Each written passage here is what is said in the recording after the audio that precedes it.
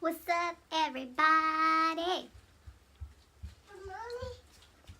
You watch the Ace Family one time, and that jingle is stuck with you forever.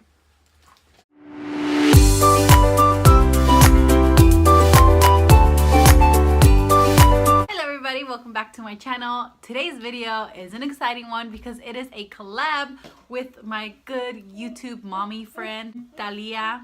And I'm gonna go ahead and link her channel down below so you can go ahead and check her out. She is also a mommy YouTuber, like I said. She has cleaning videos, routine videos. She has two adorable little kids, and seriously, I love watching her and her little family. So go ahead and check her out and let her know that I sent you over. And fun fact, she's actually the one that introduced me to Miss Fong, the diaper bag company. Yeah, I was looking for a diaper bag and I saw her that she won the Miss Fong diaper backpack, and I'm like, what is this? It looks just like the font design. And I clicked on it and I fell in love with it and the prize, and I went ahead and purchased my first Miss Fong backpack, and I love it, and it's all thanks to her. So go ahead and check her out. Today's video is all about our planners and how we set up for the week, how we prepare for the week, how we plan for the week as stay-at-home moms. So if you are coming from her channel, welcome. My name is Janet. I am a stay-at-home mom to two boys, 1 and 3 years old. You know what? I'm gonna start saying 4 years old because he's gonna be 4 in July. So for those of you who have been following me for a while, you guys know that I am a planner lover, and everybody knows that I love planners. So for my birthday, actually, my best friend gave me my Erin Condren planner. It's the life planner, and this is what I have been using the whole year. It's like a mess in here though. Like this is like my rough draft. I use this to just write any notes of any like possible events that we have, any possible like trips that we're gonna be taking, anything. I just write it in here, and it had been working really well. Then when it came to the week, I used my daily planner, which I have also shared on here, and that was a simplified planner, and it was a daily, like it's broken down like by hour, and that was working well for a while. And then it was just like I had this one, and I had the daily planner, and I had a separate journal for like a bunch of other stuff like ideas and notes and all that good stuff. So you know what, I went back to my bullet journal.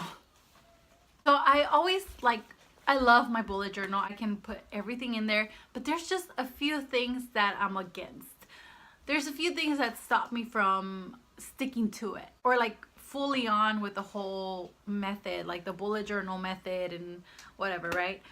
First of all, it was just so much pressure to keep up with like the spreads and like having to do it on a monthly basis and a weekly basis and a daily basis, and then it's just like so demanding of time. That's what has derailed me from the bullet journal community. A few times I've gone back and forth with it, but it's like every time I get a new planner, it's like something is missing and I don't get everything I need from one planner. So what better way than to just make your own?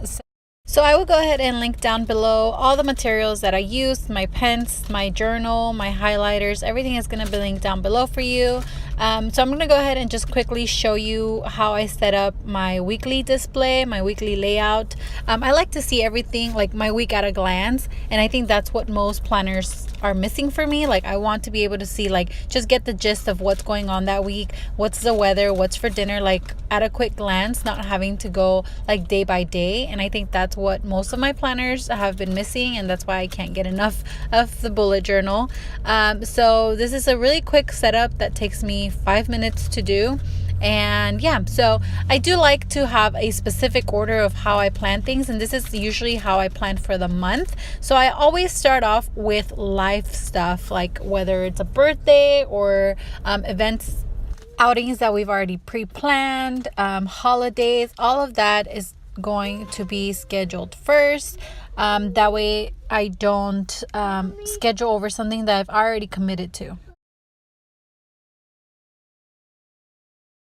So this Friday we are celebrating our 5th wedding anniversary. So I'm going to go ahead and add that in here. We're also going to be going out to dinner. So I know that on Friday night I'm not going to cook dinner, and that way there's no food wasted. I don't prepare something for dinner or like add it on my grocery list. This just has really helped me avoid like letting food go to waste, and even with our grocery bill.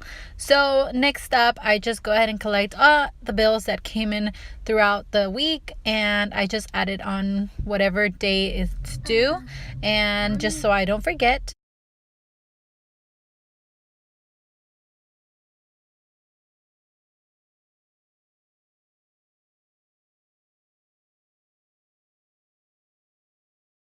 The next thing that I like to schedule is my filming and posting schedule for here on YouTube. Now, if you're not a YouTuber and you have like a regular job, then your schedule might not change as much, if any.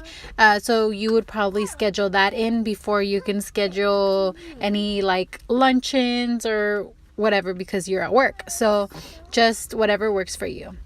And next, I kind of take inventory of what I have. This is when I start preparing and planning for dinners during the week. And instead of just coming up with whatever I want and adding to the grocery list, I like to check what I have and what I still have left over from the week before, and I can use it. I plan my meals according to what I have. So instead of buying more stuff, I just buy the few things that I need so I can finish what I have already. So that also has helped reduce our grocery bill. Now with 2 boys, the grocery bill went up. But this method has really helped kind of avoid any food going to waste. And the grocery bill, it's going back down a little bit. And the next thing that I schedule in is the big chores that I need to be home for. Well, chores, you have to be home, but like the bigger ones that take my time, that take up my day.